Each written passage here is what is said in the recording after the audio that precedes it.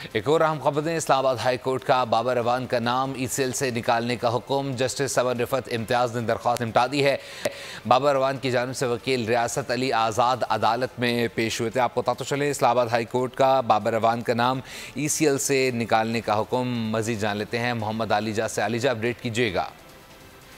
देखिए, senior कानूनदान doctor Babar Awan का नाम ECL से निकालने के लिए दरख्वास्त दायर की गई थी। डॉक्टर बाबर अवान ने दरख्वास्त दायर की थी।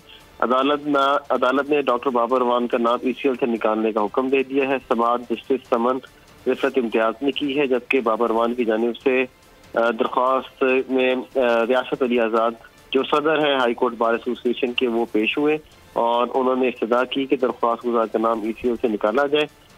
इस इस्तदा को मंजूर करते हुए इस्लामाबाद हाई कोर्ट ने डॉक्टर बाबर अवान का नाम ECL से निकालने का हुक्म देते हुए दरख्वास्त निपटा दी। बहुत शुक्रिया मोहम्मद आलिजा अपडेट करने के लिए।